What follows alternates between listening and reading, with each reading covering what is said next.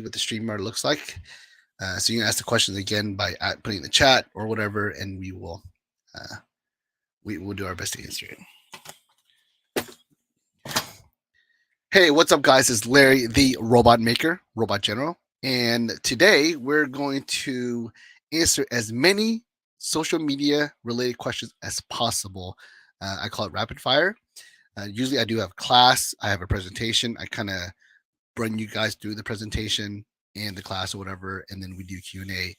But what I'm doing today is I'm going to go ahead and just go straight to the Q&A based on questions I've asked in the past on social media. Now, if you are on this call and you have a question, please, by any means possible, go ahead and let me know you have a question. You can comment, you can unmute yourself, whatever, and ask a question. I will stop everything to answer the question because obviously that's a fresh question that's being asked by a live follower, which of course I want to address. But until that happens, I'm going to go ahead and look at the questions that people have asked me in the past. Okay, so I'm going to open up my window here, share my screen.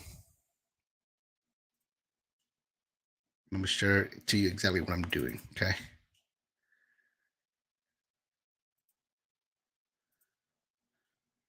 All right. Can someone tell me if you can hear my sound? I don't know if you can hear it or not. I can't really check. I usually have a phone, but my son has my phone right now. Actually, you know what? I'm gonna go ahead and just see if I can see on my phone Facebook if it's making a noise, whatever, sound, whatever. Can I click this, please? It's a sound check. See, I don't even know if there's sound going on right now. There's just see if I can see on my phone Facebook. Okay, so it actually works. Perfect. Okay, cool. All right, thanks for your patience as I do that. So what I'm gonna do is I actually do this a lot. What I mean by that is I literally will prepare myself for a class or a call or to create content by asking on social media, usually Facebook, questions or people. I'm asking 4 questions for people to post about social media. So that's what I'm gonna do right now. I'm gonna go to social media questions and I'm gonna click my post that I made, right? So I go to post and I'll put post from me. And it's going to show you all the posts that I've made in the past about social media. Like if I did a live Q&A, what question would you ask about social media? There's 24 comments right there. If you could ask me any question about social media, what would it be? 21 comments there. I stream social media basics. No, that's not a Q&A right there. Let's see, what's another Q&A? What social media question do you have? There's 15 here. So basically, I'm going to click these and I'm going to read them real quickly and then answer them, like I said, rapid fire style. Okay. So let's look at this one. If I did a live Q&A, what question would you ask about social media? This is back in 2018. So maybe the answers would be different today than they were when I answered it in the past. Okay. And I might read the answer if I answered it as a reply, right? So we'll see. It's lagging probably because I am streaming right now.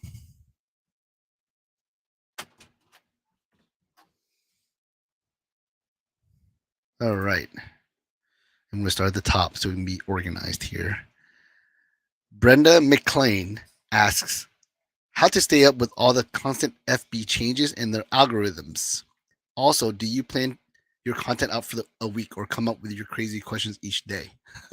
So I will definitely address this question. And when I said that, I was probably going to answer the question. See, I did a YouTube about it, right? All right. So how to stay up with all the constant FB changes in their algorithms? Honestly, I think it's impossible to do so. Right? I think there's so much going on with Facebook and so much going on with the way they're constantly updating and changing and experimenting, and not only is it Facebook, it's Meta, right? So Meta is involving Instagram and WhatsApp and all the other companies that they're bringing in. And the reason why it's problematic is because they're trying to marry everything together. They're trying to integrate everything together. So you'll have like Facebook stories on top of your regular Facebook feed, and then you'll have like the Facebook video, which is I guess Facebook Watch, right? So they're trying to marry. So there's a lot of convolution, I guess is the word, happening, and it all affects each other, right? So um, the best way to answer the question for you, Brenda, and anyone else watching is I don't think you can keep up with it. I think your best bet is to just stick or focus to one medium or one style and just master that, right? And then just kind of slap away everything that's a distraction. Okay. Or you can just follow someone like myself who's constantly experimenting with it because social media is my passion. It's what I do basically on a daily basis. I consider it a job or profession or expertise or whatever. If there was a PhD in social media, I would probably try to pursue it, right? So you can follow someone like me and just kind of ask me questions, whatever, get on these calls, or just DM me, right? But how to stay up, just I don't think you can, right? Just and because I believe I'm performing at a high level when it comes to social media, and I don't feel like I'm keeping up, right? I mean, there's constantly errors and broken things. I was just actually talking to one of my Zoom attendees, Ralph, on a Zapier issue with Facebook, and he asked me, he's having issues with it. There's an error. He's asking, what am I doing? And I literally told him, yeah, I'm getting the same error, and I don't know what to do with it. I don't know how to fix it, right? Maybe it's something that needs to be changed or updated on Facebook's end. But at this point, I don't have an answer, right? So I want to let him know that I'm in the field with them. I'm in the cutting edge with him, and I'm facing the same issues, same problems. So even I don't have all the answers, right? And sometimes it's a matter of time, right? So hopefully that answers your question, Brenda, and anyone that might be wondering. Daniel Flores, he asks, what is the technical side of building the robots? I asked him, what robots are you referring to? For instance, the book I'm writing, I talk about one-on-one robots. He said real estate, lead generation robots, and other robots that generate dinero. I go, that's a very broad topic. I'll try my best to answer it concisely. Uh, and basically, I answered in the social media Q&A here, right? Which you guys can watch later on if you want to. Just, I guess maybe you can search on YouTube, whatever. I don't know. Maybe I'll open the link just to show you what it looks like. I don't even know where that video is or what it looks like. I don't even know it's even my video. Let's see here. But to answer his question, what is the technical side of building robots? That there's no way I can answer that in a quick, rapid fire way. But if you want to learn on your own, okay. If you guys have been watching the stream and my mic was muted, I'm sorry. Okay, but there's my Q&A. Okay, so yeah, I did do a Q&A here, so you can actually take this out, right? Funny enough, I was like, who the hell's talking? That was me. But yeah, the technical side of building the robots. You can Google it. You can look it up. You can look up lead generation on Facebook, lead generation for real estate leads, whatever, and you'll probably find a lot of resources on it, right? So I know that's not the answer that Daniel Flores might be looking for, but that's the best way to get an answer quickly and easily without having to pay for a course or something like that, like I did, right? Or you can just reach out to me, like I said, right? And that's probably like be my answer for a lot of these questions. Like, just reach out to me, okay? Tim Lu Win asked, "What are the groups that you are part of? You're part of that are great for networking during business?" That's also a very hard question to ask. I also addressed it here, right? But if I were to give you a general answer, not really specific for me, but general answer, I would actually look for groups that involves people that are related to your business, but not directly. What I mean by that is I'm a loan officer, right? Yes, it makes sense for me to be in groups where there's other real estate agents and maybe other loan officers. That's kind of a no brainer, right? But a group that might be really interesting for someone like myself is maybe I want to join veteran groups or groups involving people that are military related because I am also a certified veteran mortgage advisor, right? So I would join the group not to go and advertise and spam. That's not what they want. They don't want to see that. I would just be a resource. I would try to be a friend. I try to be a citizen of the group. I'll probably post memes and comment on people's posts and act as if like I'm at a sort of a meet and greet party or cocktail party, whatever you want to call it, right? Um, I would do my best to how do I say this? I would do my best to sort of become a part of the crowd, right? Not really trying to stand out. Like I'm a service provider. I would just basically be one of the members, right? And through that, create connections and relationships and sort of a familiarity, sort of create, I guess, clout for myself as a person, not as a service provider, but as a person. And that way, I can get a little bit of support for me as a person. And then, hopefully they realize, or we actually eventually talk about the fact that I'm in real estate or I'm in mortgages. So if there's any kind of referrals being asked for, they would tag me, right? So I'll give you a scenario, an example. Let's say I join a group of veterans and it's like 30,000 members, and I just kind of get friends with a couple of the popular people, the people who post a lot, the people that everyone knows, maybe make friends with the admins and the moderators. And after about 6 months, we're all kind of buddy, and they know that I'm in real estate and mortgages. And someone posted in the group, does anyone know anything about buying a house? Because I tried buying a house and I had problems with my lender. Via hopefully the people who have clout, the people who are active in the group, they tag me, right? Hopefully that's the result, right? So I know that's not the exact question that you're asking, Tim. That's what are groups are you part of that are great for networking, generating business. But I think that's how you would approach it mentally in terms of groups. Like, what would you do, right? But it really depends on who you are, right? For me, I'm a loan officer, so I would join real estate agent groups, of course. That's how I get these classes going, because my audience for these classes is essentially real estate agents, right? Because I want to help you guys grow your business. Because if you grow your business and you have extra deals, and hopefully I'm licensed in the same state as you are, you might refer them to me because I help you find that business, right? I, I basically, it's called it's like the whole, like, if you give a man a fish, he eats for a day, but teach him how to fish, he eats for a lifetime. I'm trying to teach you guys how to fish, so that maybe you'll let me skin the fish for you, right? So yeah, that's why I joined real estate agent groups, and of course loan officer groups, so I can learn guidelines and such and have connections, and of course refer partners. But I would also join, like I said, VA groups or veteran groups. I would also join, um, maybe I want to get involved with other types of referral partners, like CPAs or financial advisors, right? Maybe I'll try to find groups that has individuals like that, right? Or I might just join groups that are more, local, or more my personal connection. Maybe there's a neighborhood group, maybe there's a school group or a district group that my children goes to. Maybe I'll join those groups, right? Maybe there's an HOA group, right? Um, and there's nothing wrong with joining groups that are related to your hobbies and your passion. I like comic books. I like Batman, and I like Star Wars. Maybe I join those groups, and I do the same thing. I develop clout. I make friends with the top nerds there, right? The popular nerds, the nerds that are really active, and they know that I'm in real estate or mortgages. And hopefully, I don't know if you would ever ask a question about real estate inside a nerd group, but if someone does, then maybe it will give me some business. Looks like someone's asking a question here. Rudy asks, let's see here. Hey, Larry, question. What are your thoughts on how inflation and recession has impacted the market? And what is your advice for first-time homebuyers that are in the market for home purchase during this challenging market? Rudy, thank you very much for that question. It's actually a great question, and it's a question that a lot of people are thinking about or asking right now, right? And I'm not going to pretend to be the expert to give you the best answer possible. I'm just going to give you my personal opinion, being a loan officer in the field, right? And I'm kind of connected. I would say more than a regular loan officer when it comes to speaking to other loan officers and real estate agents.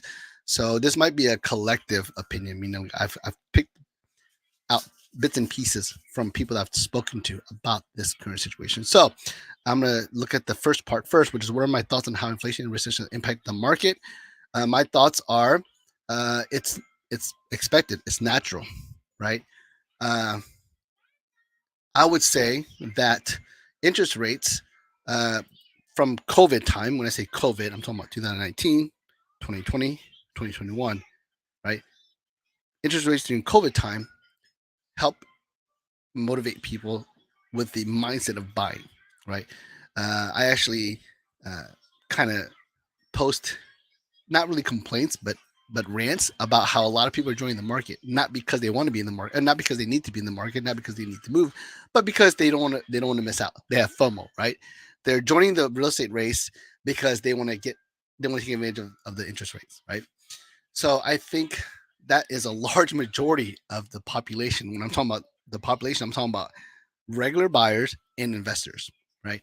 I think that kind of planted a seed in a lot of these people, right? People who normally would not be doing anything real estate related were driven and motivated by the, oh my gosh, I got the best interest rate. And they're like, man, my interest rate sucks compared to what they got. So they kind of, again, FOMO, they don't want to miss out. So they're like, okay, I'm going to go ahead and get involved in real estate as well. I'm going to go ahead and shop. I'm going to go ahead and think about how much my house is worth. I'm going to go ahead and think about investing. I'm going to go ahead and think about maybe upgrading my home. Right? I heard a lot of people say, oh, it was awesome. I was able to get a bigger house and make the same payments. Well, that might be true, but they also probably added term, meaning they had more payments to their life of their loan. So it wasn't just a lateral move. There was a change there, right? But it's kind of cool to make the same payments and be in a bigger house. Of course, I'm not discounting that, but a lot of people were kind of involving themselves in that kind of situation. So because of that, there was a huge increase on demand for houses. And what does that mean? Multiple offers. What does that mean? People inflating the prices, right? So that's why inflation happened, and it's still a thing right now.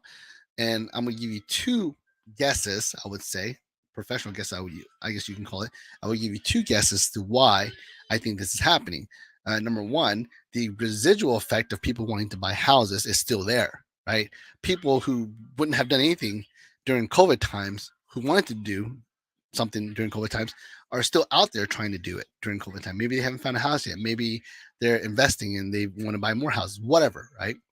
The seed has already been planted. They've already fallen out of love of their current home, and they want to, find their next forever home, right? Their next dream home, right?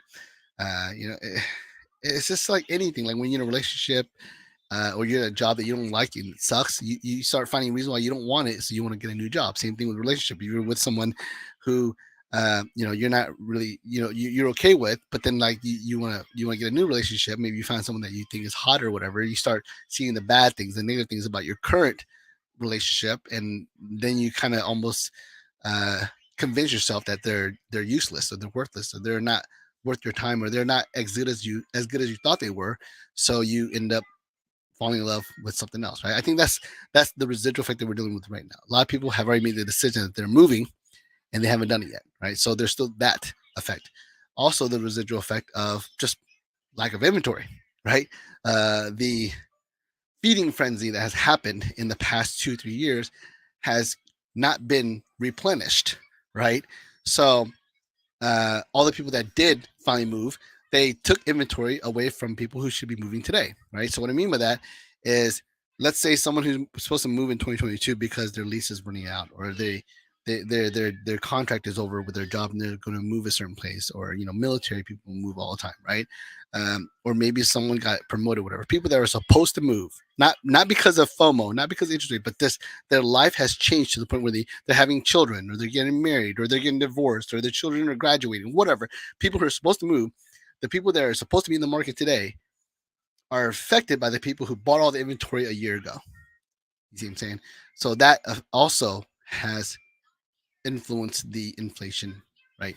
Now, the recession part, I don't. I'm not an expert at this kind of stuff, right? But with the recession part, I don't really see a recession happening at this point. Uh, I think more there's gonna be like a huger shift first, right? Maybe I don't know. Maybe the job market will be affected. Right? I mean, there's certain things that there's so many different factors that can affect the market, right? But the one obvious thing for me that I see literally, like firsthand, is going to be the inflated prices because of the lack of supply. Okay. So those are my thoughts, right? I don't know if you were asking for a solution. I don't know if you're asking for what I predict, but those are my thoughts on that, right? My advice for first-time home buyers and the market for home purchase during this challenging market, my advice is, if you don't need to move, don't. Right? If you absolutely do not need to move, hold off. Not because there's going to be a bubble and house prices are going to, plummet or whatever. Not because the interest rate is going to change for the better or for the worse. I just think that the market is so crazy, right? The housing market is so crazy that if you're not built for it, if you're not prepared for it, you're not tough, right? You're gonna stress yourself out, right? So if you don't need to move, if you're just being recreational about it, right? Like you're just uh, now, if you get like a new job or whatever, that justifies you moving if it makes it easier for your job or you just have a lot more income, right? That justifies it. But if you're like just chilling, like nothing's changed in your life. You're not having children, you're not getting married, or you're already married. If your life for the most part is the same, there's no point in getting into the market. Don't, is what I'm saying. Okay. Not because the prices are not good, not because the interest rates are not good, not because of the, but because it's a very crazy like battle royal environment right now, right?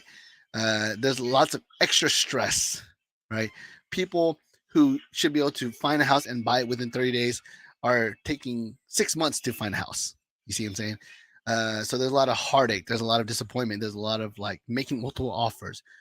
For example, I used to maybe do one or two pre-approved letters for my clients so they can make offers and win them over for one client until they find a house and they get a contract and they buy.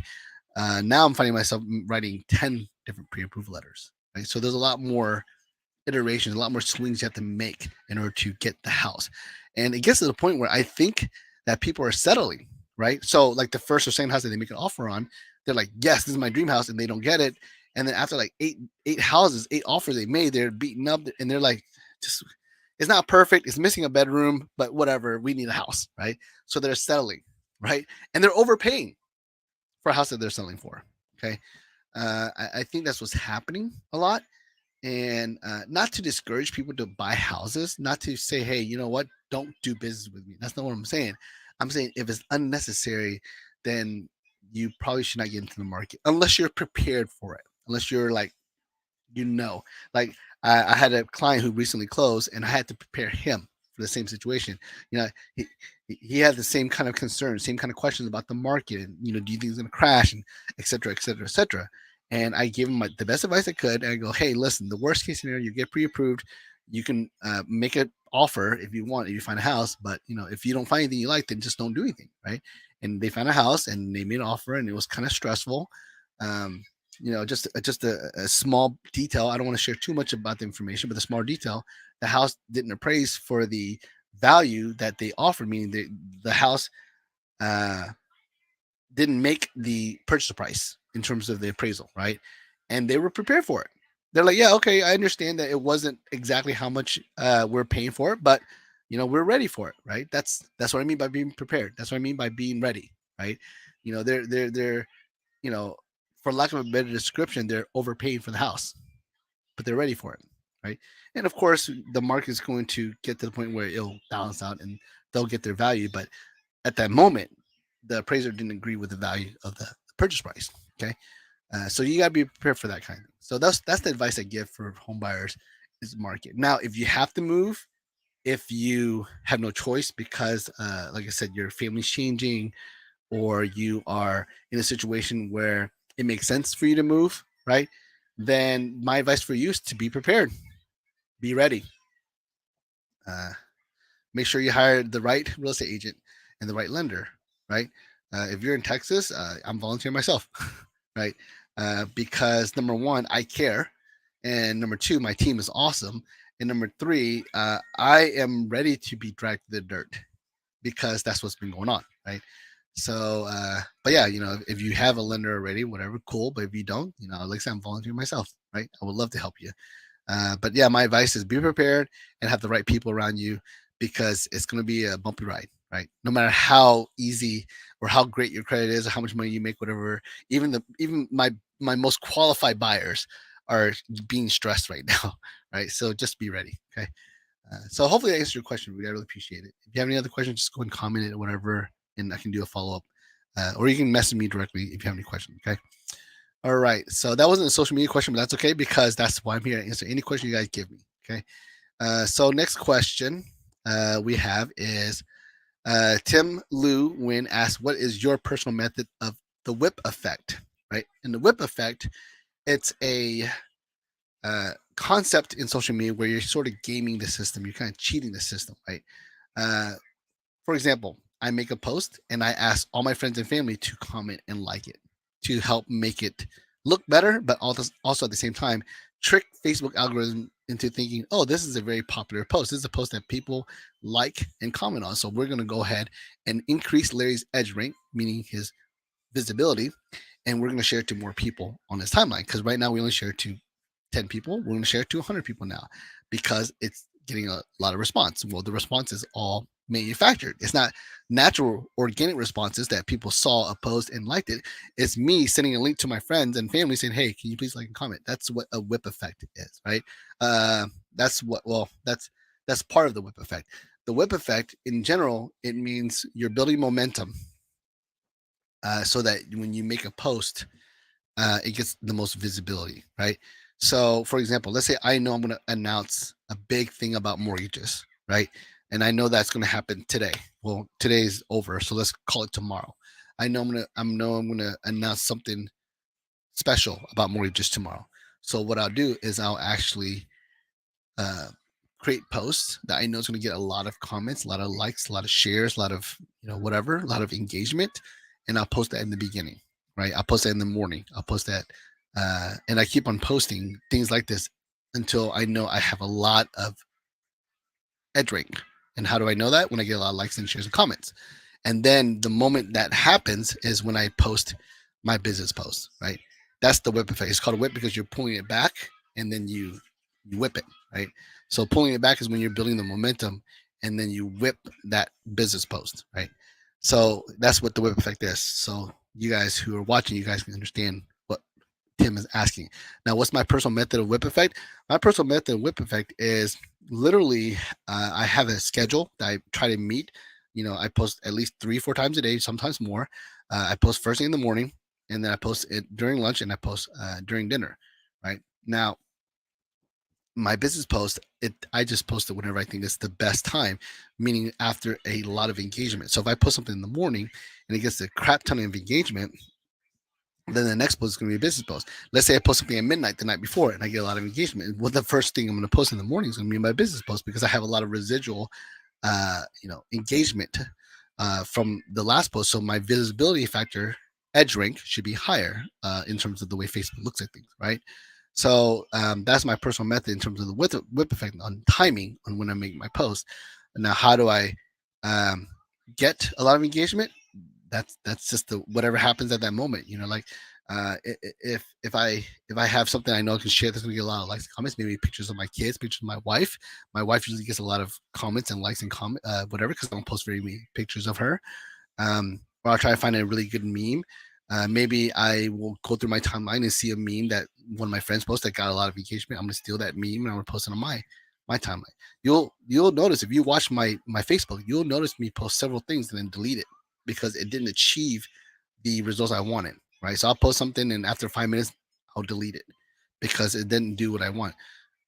It's me actually trying to game the system. It's me trying to like and Tim Lou's wins question. I'm trying to create a whip effect. I'm trying to create edge ring, right? I'm gaming this system, right? I used to ask for support. I don't do that anymore. A couple reasons. I don't think it's as effective as it used to be. And number two, it's a lot more effort to sort of organize a group to do that, right? So I might ask for a whip here and there, depending on how important the post is. But to me, it's a lot more cooler when I do it on my own, right? So hopefully that answers your question, Tim. All right, so let's see here. Gladys Jeanette says yes, bots. Also, we have a California question. I'm sure you know this one by now. Yeah, I know exactly that question.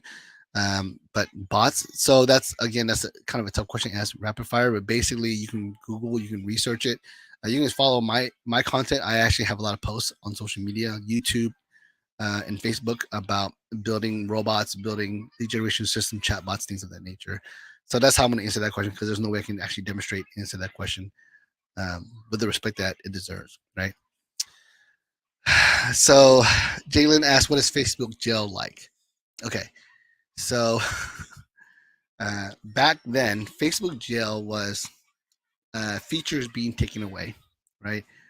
Like I can't post on a certain page or certain group, or maybe I can't even log in, right?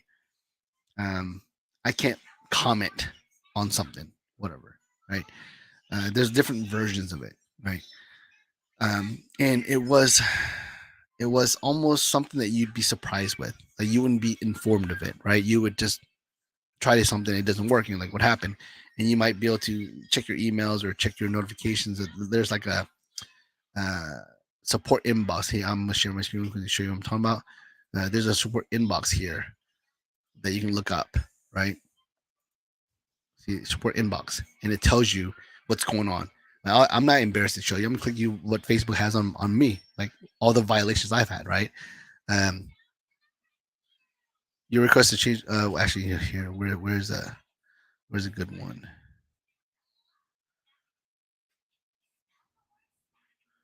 Member policy violation, messenger policy violation. I don't even know what this is. Well, if I go to my Facebook, you're gonna see right away.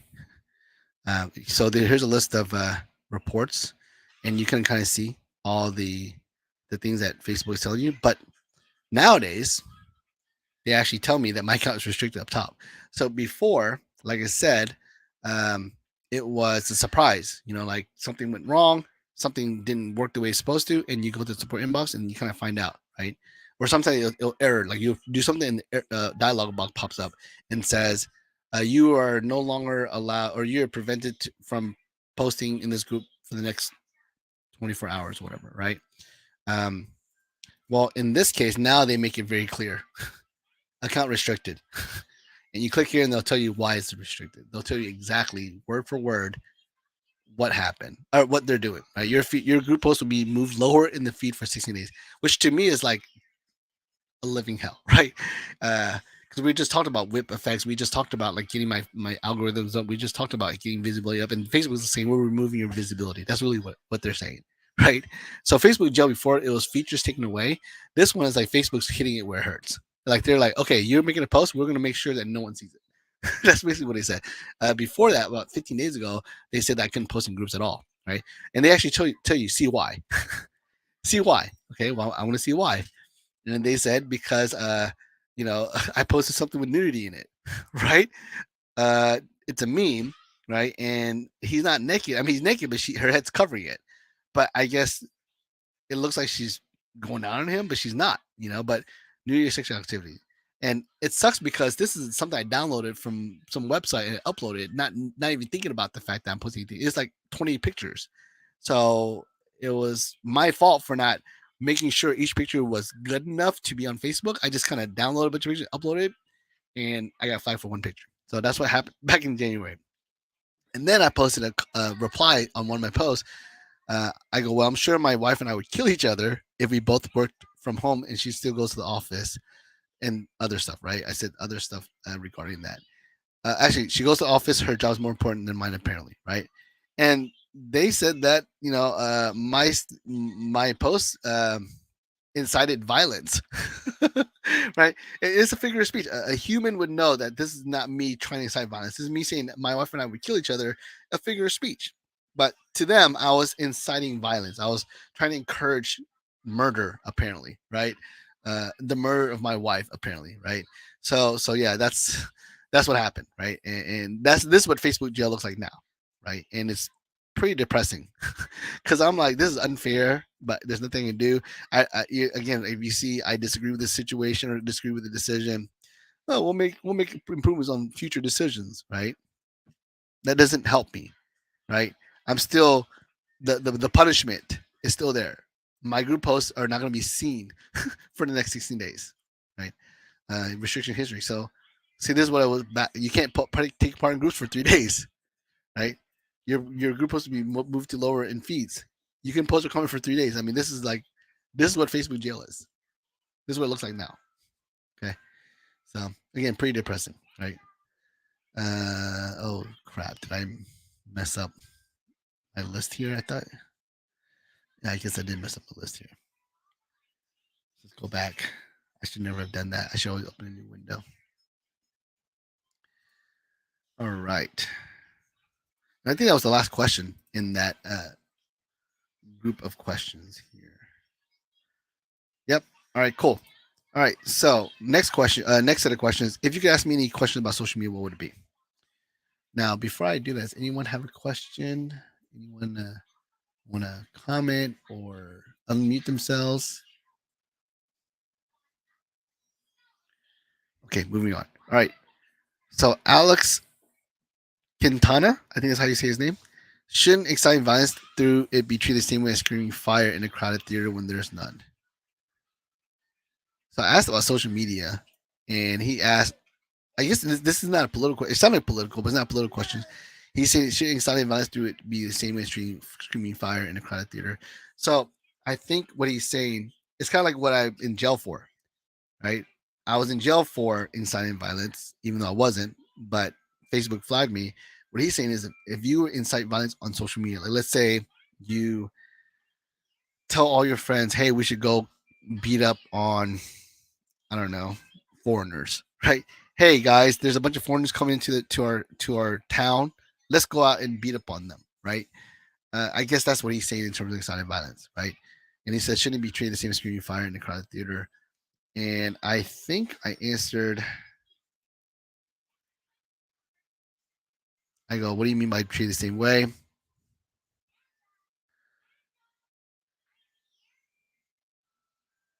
I don't remember how I answered because I answered through a video probably. Yeah. Um, so maybe the answer I gave was, because I'm going to just give you my honest answer now, is I think that Facebook does flag comments and stuff like that. I don't think it will ever get to the authorities. What I mean by that is, if you're in a public space like a theater and you're screaming fire, there's no regulatory system there to filter that action that you created, right? So if you create a problem and you get caught, then you'll be taken to security and maybe even ultimately the police, right? So that's what happens. I don't think the same thing could happen. I mean, should it happen? Maybe, but I don't think it could happen on social media, because before it gets to the point where the police are involved, Facebook has already squelched it. I mean, you saw my Facebook jail post talking about me and my wife killing each other because, us working home together, right? That was flagged, right? And I got put in the Facebook jail for that. It didn't get to the police, right? And it's not even a real inciting of violence, but Facebook squelched it right away, right? So I don't think it'll be treated the same way, right? Now, another thing I'm pretty sure I said, because I'm starting to remember, is should Facebook report it? It's like, okay, we actually squelched this comment. This is a person inciting violence. Should Facebook take that and send it to the authorities?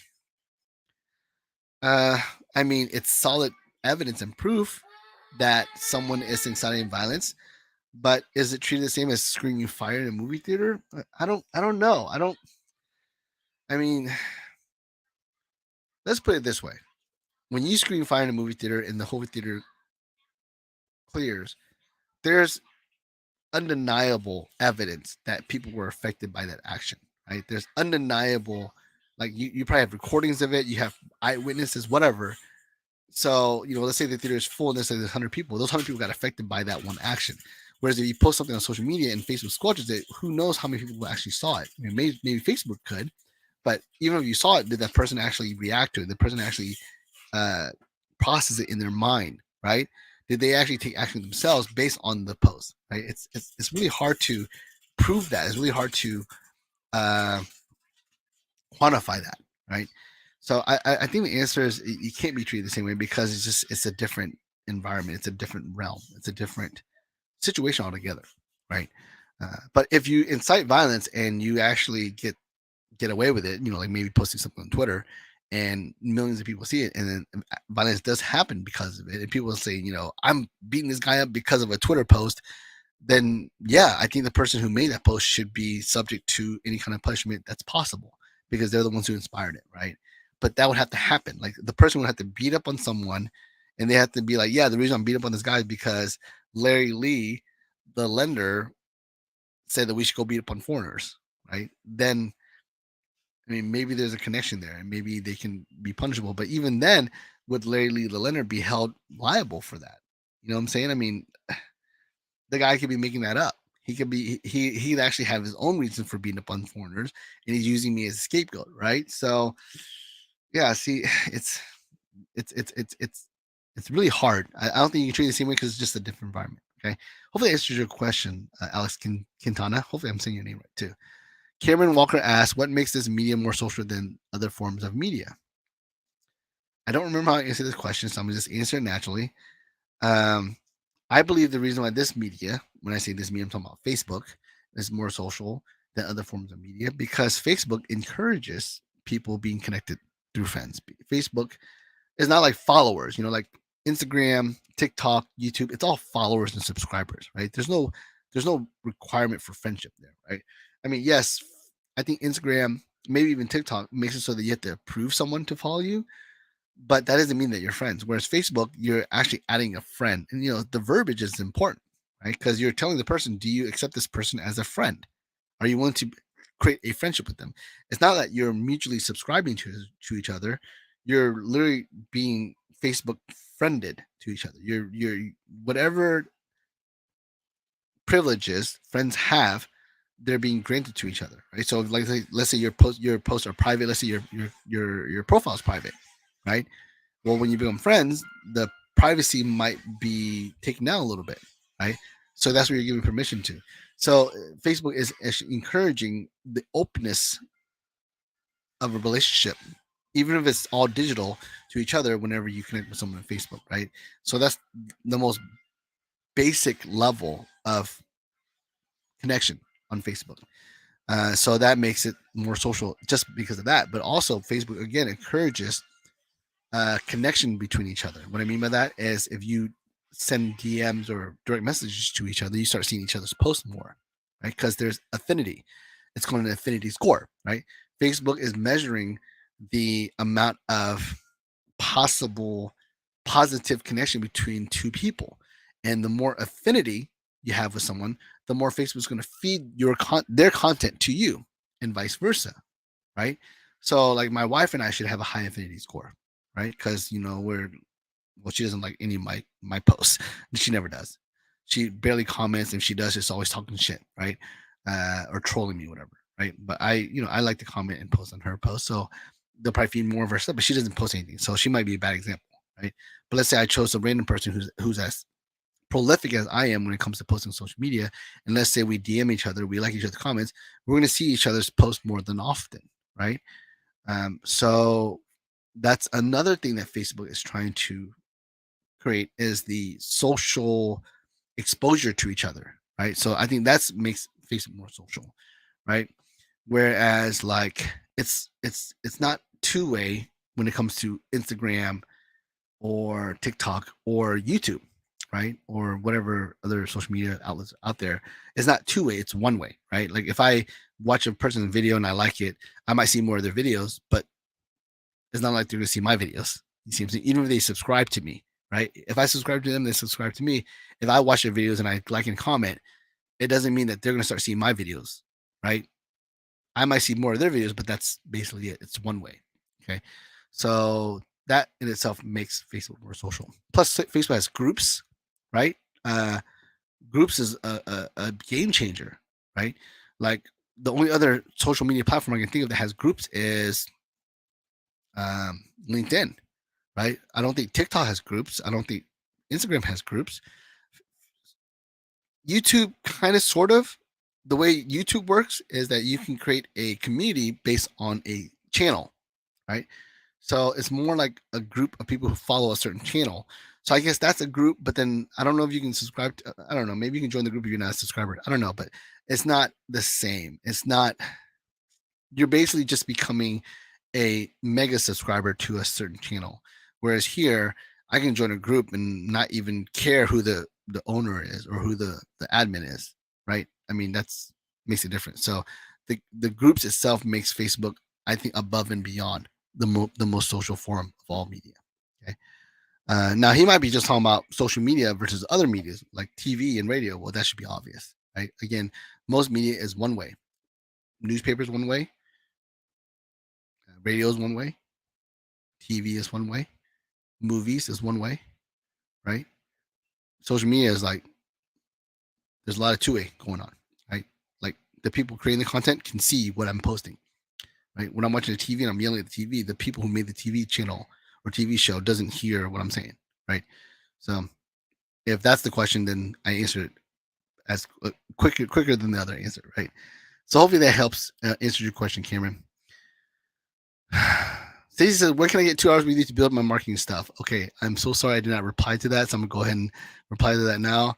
I am sorry. I am just now seeing this post. Let's schedule something.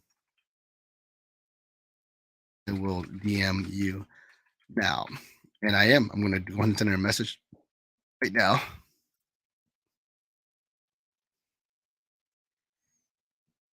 Just saw your post. All right. All right. So Jennifer asks, "How do I make money being an influencer, and how can I be an influencer? This mortgage thing is overrated, and I'm not quite ready to sell feet pics." It's funny because I remember this question. I think I answered it like as seriously as I could, and I think I gave a pretty good answer. Right? How do you make money being an influencer? Well, there's two ways. I think the first way is to get sponsorships, meaning you are being endorsed, right, or you're endorsing something, right? So let's say I don't know, you have 1 million followers on YouTube and someone wants you to wear their T-shirt, like a T-shirt with their logo. Right? They pay you to wear the T-shirt while you're talking to them, and maybe even stop. Hey, for a split second, I just want to talk about my sponsor, blah blah blah blah blah. Like this, in this could be Vendor Mortgage Advisor. I want to talk about Vendor Mortgage Advisor. They are a program designed to help loan officers, um, learn more about the VA loan so they can be a better advocate for veterans. Right. So there you go. That's me talking about a sponsor, right? So, and I got paid by VMA to do that. Now, I didn't. I'm just giving you an example, right? So that's one way to get paid by as influencer, by becoming an influencer. And another way to get paid by becoming an influencer is called monetization, right? Actually, there's three ways. I'll talk about their way as well. But monetization is like you getting paid because people are watching your content and advertisements are being put onto your content, like maybe in the middle of it, like YouTube, right? So on YouTube, you actually can have a video. Let's say it's a 5 minute long video, and in between the middle half there's a 30-second video. Well, you got paid if that video was to show and that person watched it, right? So that's monetization. So basically you're getting paid for exposing and promoting your content and people consuming it, right? The third way is being an affiliate is like having a link to a product. So let's say I am drinking from this mug, right? And I go, this mug is my favorite mug. I love it. If you want to order a mug for yourself, go and click the description below, and there's the link, right? And they click the link, and the link is mug.com/larryle, and they order it. Then there's a small percentage of that order gets sent to me. That's affiliate marketing. So that's another way to get paid as an influencer. Okay. And I'm pretty sure I gave a better answer in this video, but I just, I'm trying to be rapid fire, like I said. But those are the ways to get paid being an influencer. Now, how can you become an influencer? I think there's a little bit of luck and a little bit of just kind of putting yourself out there. I think there's influencers who literally put out one video and they become instantly famous. And I think there's influencers who grind it out every single day, 10 times a day, and they finally built their following, right? So there's many different ways on how you can become an influencer. Do I think it's possible to become an influencer? I think that not everyone is meant to become an influencer, no matter how much they want to become an influencer. But yes, I think there's a way that you can push the needle enough so that you can become influential above you not pushing the needle, right? But yeah, I think that is the best answer I can give you is you have to grind it out and get lucky, because I can't tell you just get lucky. I mean, obviously that doesn't help you, right? But I do believe there's some influencers that got lucky, like they hit the lotto. Like the first video they put up there and boom, they became famous, right? But that's not something you can teach, I don't think, right? So I think you just got to grind it out and choose the right audience, right platform, and just put yourself out there. Early adopters always get rewarded, right? So what I mean by that is the first people, first real estate agents, first loan officers who go around TikTok and put out some great content, they have hundreds of thousands of followers now. And even if my content is better than their content, doesn't matter. They're the early adopters. They got all the views, right? They got all the people who are in the beginning. So now my content is just whatever compared to the content that the loan officer put out 2 years ago, right? So early adopters get rewarded, right? So that's something to consider. I think that it's actually more important and this is me actually being serious. I know Jennifer's asking it kind of cheeky, kind of jokingly, but I'm giving you a serious answer.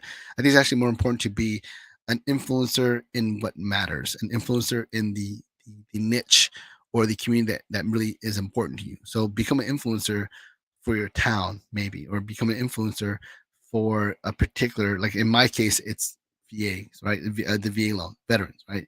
So I'm trying to become an influencer in that market, in that realm, right? I don't need to be the most famous loan officer, even though that would be awesome, and that's really ultimately what my goal is. But if I'm the most famous loan officer for the VA loan in Texas, or maybe the most famous loan officer for VA loans in Frisco or Dallas, Texas, that would be good enough for me, right? So I think there's something to be said about becoming an influencer in your particular niche or market, right? So that's what Jennifer asked. I really appreciate you asking that question. I think I might have put,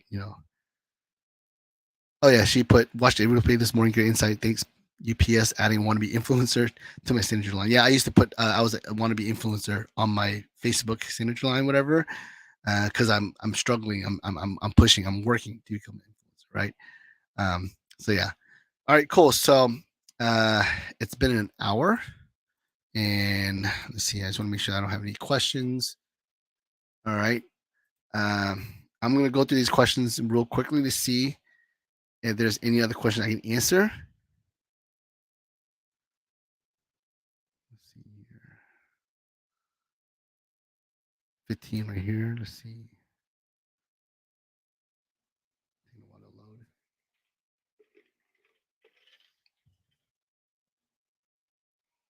That's not that many questions. I'm gonna ask you a question. Ryan Benner asks, "Why do my marketplace listing jump off when I'm looking at stories?" I go, "What do you mean by jumping off?" He goes, "I get tons of messages."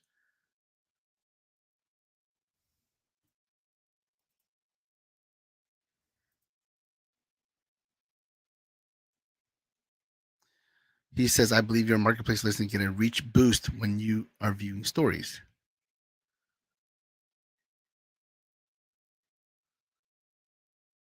So I don't even have an answer to this because he's asking a question that I have never experienced.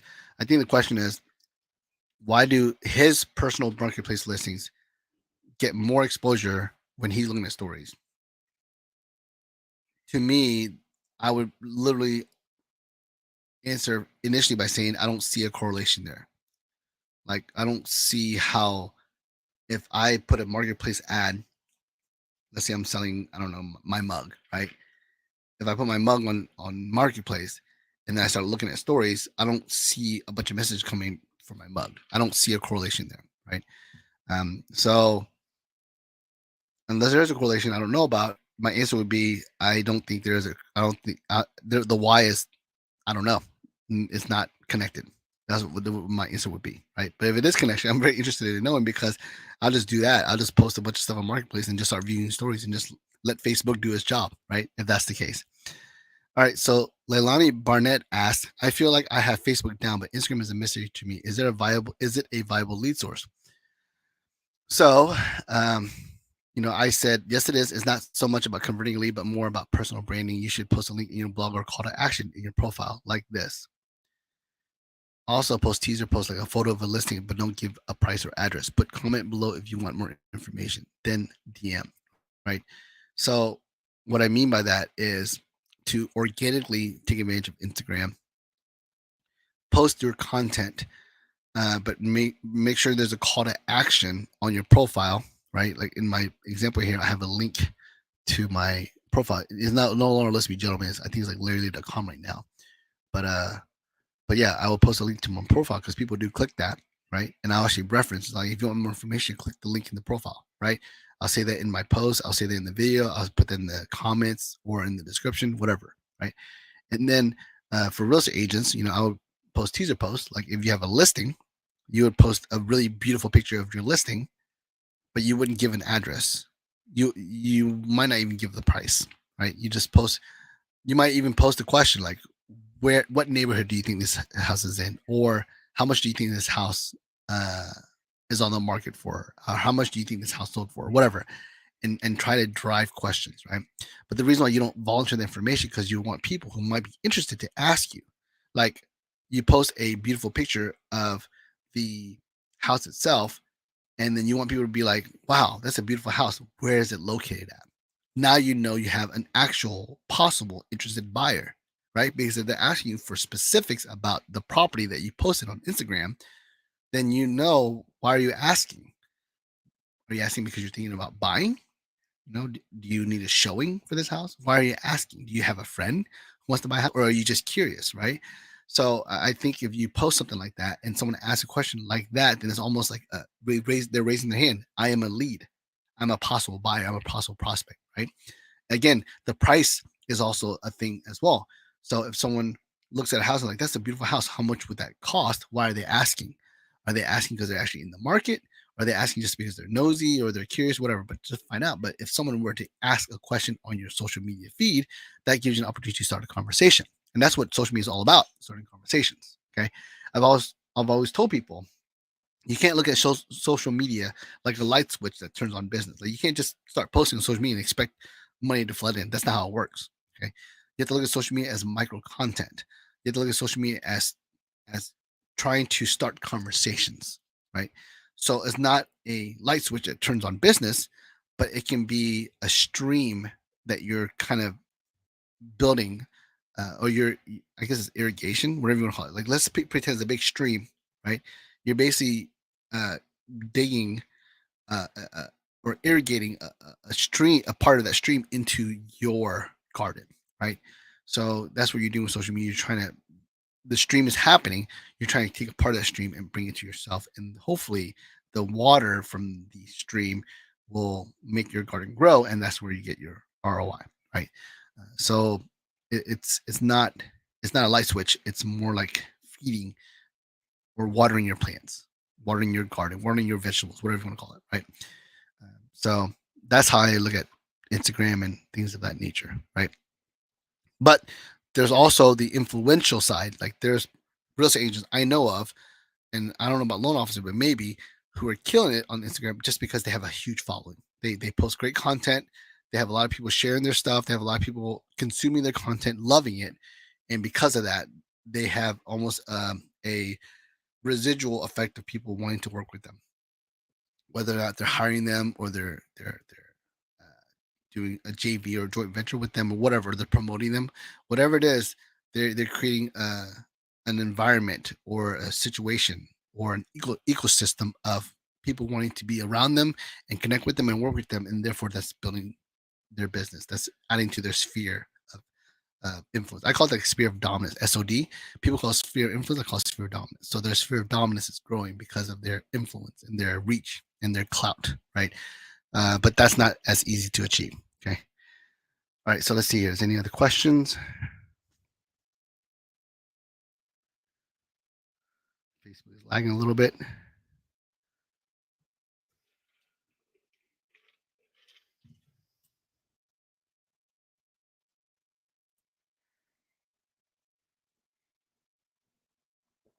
Okay, so I made a post about advertising my event here, and someone said, "Is it available?"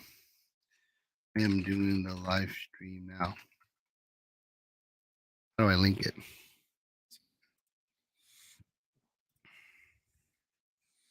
This is in real estate. It really works, so I might as well close that. This is a little social media trick that people don't know about. You can actually get what we call a permalink, or an actual link to whatever content you're trying to share, right? So instead of like me clicking the share button and trying to find out who to share it to, I would just find the content and I'll actually just get the link from it. And the way I do that is, let me see here. See, there's my link right there. There's my video, and see, this is this date. This right here is a permanent link, right? So watch, I'm gonna open a new window. Hopefully, it doesn't make any noise. It might make a noise, whatever. If it does, I'll try to stop as fast as possible. But when you click the date, it actually gives you a permanent link. This is the actual hard link that will never change for my particular stream in this particular group. Okay, so copy it. streaming here. See, there's my video, right? So I'm going to go ahead and share to this person. It will also be a replay. Chance there's a link to the video, right? So a little trick there. I don't know if you knew that. A lot of people don't. What is your cloud score? Somewhere. That's the thing about social media that a lot of people don't think about is you want to engage and respond to your audience, right? That's one of the benefits of social media is you're able to literally first time connect with your potential customers, right? Your followers, your audience, whatever. So if I make a post and someone's going to comment, I'm going to respond back, right? So this guy, Rich Cruz, who I don't know who he is, it's a real estate agent group. So he's a real estate agent, but he's asking, is it available? Is whatever? Maybe my stream is available. So I went ahead and gave him the information. Hopefully he watches it and gets something out of it, right? And Blair, who is actually a referral partner, as he's trolling me. He said, "What is your cloud score?" So I'm gonna respond back by somewhere in the negative. And why would I do that? Because I want to show him that I'm paying attention, that I care about him. But at the same time, by answering, I push this post to higher up in the group's algorithms or group's newsfeed, or whatever you want to call it, right? So there you go. Okay. So let's see. Is any other questions? These are all my posts advertising this call.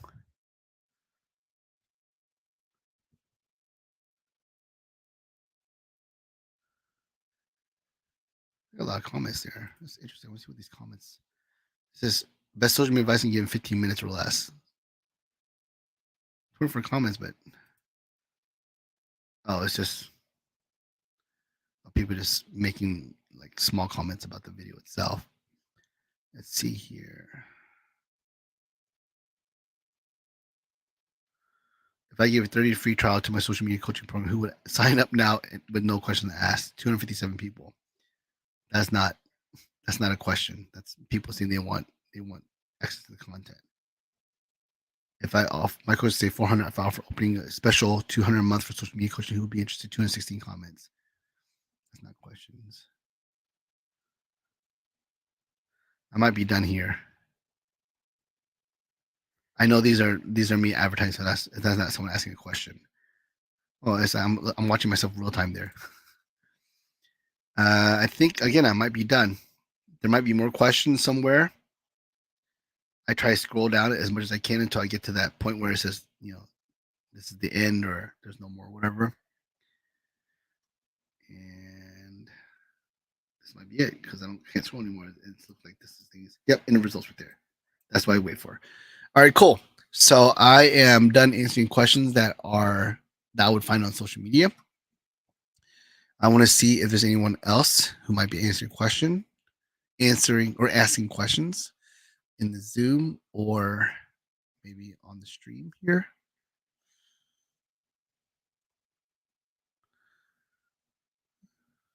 No.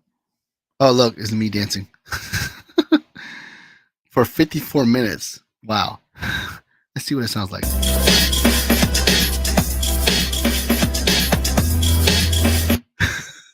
2017, I was an idiot back then. I'm still an idiot now, but I was more of an idiot back then. Right? I'm a little bit wiser now. I wish I could do these dances again, but it's not as popular on Facebook as it would be on TikTok, right? But yeah, that's basically it. I don't have any other questions to answer. It looks like I answered all the questions. The question that I think most people would have that I'm going to answer as my last question to answer is how do I use social media to make money? How do you use social media to build my business? How do I use social media to find leads, find buyers, right? And the generic answer I'm going to give you is you just have to treat it like a job, right? I know it sounds crazy, stupid, unreasonable, unheard of. I don't want to do that. If you want to produce results on social media, just like anything you do, anything, you must put time and effort and energy into it, and a little bit of skill and a little bit of thought. Okay. So just like anything that you do, if you're not willing to put in the time, effort, energy, then you can't expect anything from it. You see what I'm saying? So it's just like working out, right? If you don't really work out every single week, you don't put your time, effort, energy to it, you don't like max out, how can you expect your muscles to grow, right? How can you expect results, right? Same thing with Facebook or any other social media platform. If you're not willing to put the time, effort, and energy, you're not going to get anything out of it. Now, that might not be the answer you're looking for. You're looking for the easy button. You're looking for how do I just do something on social media and get rich? Well, if that was something I can answer, you probably wouldn't see me. I wouldn't be here doing these calls. I would already be rich, probably on some other planet that you would never find me on, right? So obviously, I don't have the answer to that. But I'll be honest with you, I don't think there is an answer. I don't think there is a way to literally just push a button and get rich on social media. I think no matter what you do, you're going to have to do it with intention. You're going to have a plan. You're going to have effort, energy, consistency. Again, you might be that one person that posts one stupid video on TikTok, whatever, and become insanely famous. But that is something you cannot teach. That's just pure luck, perfect timing, with the perfect content, right? In the perfect platform. That's something you can't teach. Something you just got literally luck into. And I'll be honest with you, if that's what you're looking for, you're going to be sorely disappointed because not everyone is getting that. Not everyone who is on TikTok or on YouTube or on Facebook or Instagram is becoming instantly overnight famous with one piece of content. If that was the case, then it would be the norm. There would be millions of influencers and no one would be influential, right? No one would want to pay them because it's a dime a dozen to find someone who can become influential, right? Coca-Cola wouldn't hire a celebrity to do their endorsements. They would just make their own celebrity if that was possible, right? So again, my answer to that question is that you can't just push a button and become wildly successful on social media. You have to put time, effort, and energy. Gary Vee is one of my favorite gurus or influencers or coaches or whatever you want to call it, right? He's one of my favorite people when it comes to social media and the way he thinks about it, right?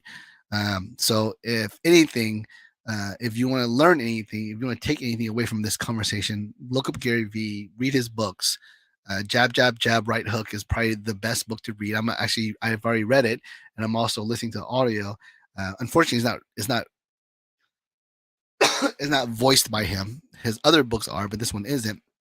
I still hear the Gary Vee style in the voice, but it's not him, which is kind of disappointing. But the book is still uh, worth a listen either way.